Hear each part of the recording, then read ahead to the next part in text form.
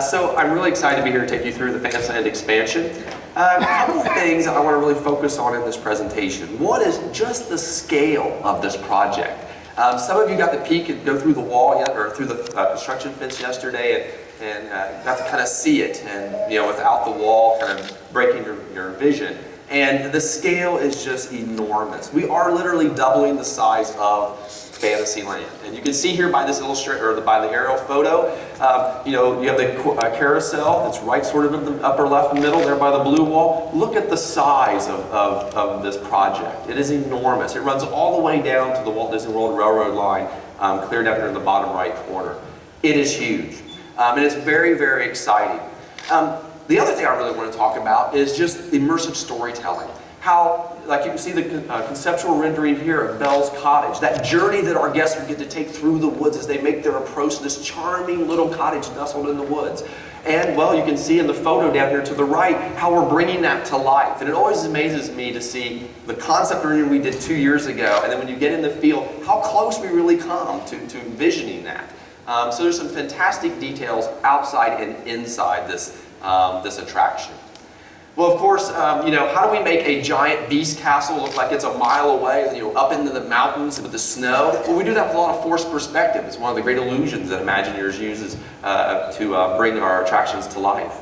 And of course, you can see here, this study is the Beast Castle nestled up into the rockwork. The rockwork is very sharp and angular. It has it takes on the presence of the beast or the personality of the beast. And then you can see here the construction photos of the castle actually up with the rockwork in front of it. And the more and more we layer, we put the trees in and more rockwork, that forced perspective will come to life, and you'll really get a sense of traveling up into those cold mountains to go into the Be Our Guest restaurant.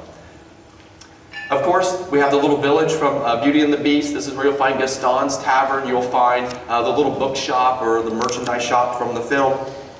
But the centerpiece or the heart of this space really is the statue of Gaston and LeFou. This is a statue that Gaston has made. He has given it to the village in honor of himself, so it's in very Gaston fashion, very conceited. And it's really funny, he's using LeFou as sort of his footstool as his kegs of ale are spraying water everywhere because they've been shot holes in. It should be really, really charming and fun. Under the Sea Journey of the Little Mermaid. If you watch that film, that castle is in that film just for a brief moment. So when we sat down, we started looking at, well, what's the front door of this attraction? Where do we want to take our guests? Where do they want to journey to? Well, we actually went back and met with some of the animators from the film. And we talked about the detail and the storytelling, what that castle would look like. And then slowly from those meetings, we started concept renders, as you can see up here in the left-hand corner. And then after that, of course, we started construction. This is spectacular. The scale of it, the presence of it as the front door to Under the Sea Journey of the Little Mermaid is just going to be, just a very magical moment as our guests pass through. One of my favorite attractions within the park, within the Magic Kingdom, of course, is Dumbo. I love Dumbo. Of course, as Meg mentioned, we are doubling Dumbo.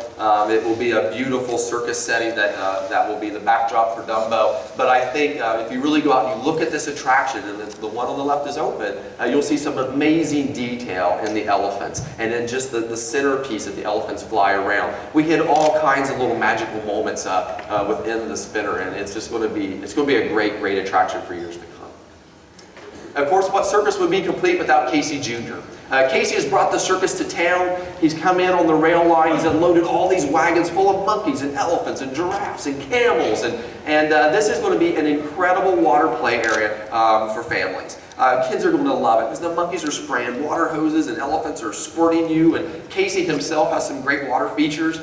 It's really going to be a lot of fun. You can see the photo down here. This was just from 3 days ago during installation. So we're getting very close, very close. Barnstormer. Well, every circus has a stuntman, and of course Goofy is our star stuntman for this circus. He will take our guests on this aerial acrobatic ride through the clouds. Of course, in classic Goofy fashion, he is not a great pilot, so he has run through the tower, he has run through the billboard, and of course we get to join him in this fun adventure. When we are done with the expansion, our princesses will have a permanent home in the castle. in the courtyard area. And I think this is going to be just an incredible space for our guests to enter into. It will be carved, with all the beauty of a castle setting, beautiful portraits up on the wall, very regal, very royal, very fitting for their presence here. So this will be a permanent home for our princesses. And then the Seven Dwarfs Mine Train. This amazes me. I talked about the scale of this project. This is a great example. The concept rendering up to the left is coming through the castle wall, and you can see the mermaid castle just barely peeking over the trees behind. Well, the foreground is the cottage, and that mountain where the train is coming out, believe it or not, if you look at the photo, that's what the steel is representing. The brown steel is the ride steel, and the gray steel is our structural steel. So you're seeing exactly taken from the same angle, the photo and how we're bringing that illustration to life. But it is a huge, huge site. The coaster has a great presence. It really will be the centerpiece of the expansion when we're finished.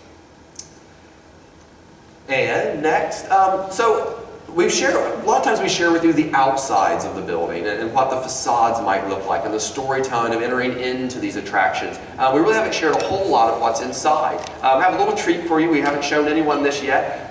We're going to show you a little video of the chandelier that's being placed inside Be Our Guest. There are 3 chandeliers. The main chandelier in the middle is 11 feet wide, 12 feet tall. And then the other 2 are designed a little bit smaller. These were almost exact replicas of what was in the film that Belle and Beast dance under. And this space is so immersive. Every time I walk in there, you are transported to that moment in the film where Beast and Belle dance around that ballroom. It is going to be exquisite and spectacular. I can't wait for everyone to come in and enjoy it. It's just going to be a very magical moment when we open the restaurant. Okay. So thank all of you.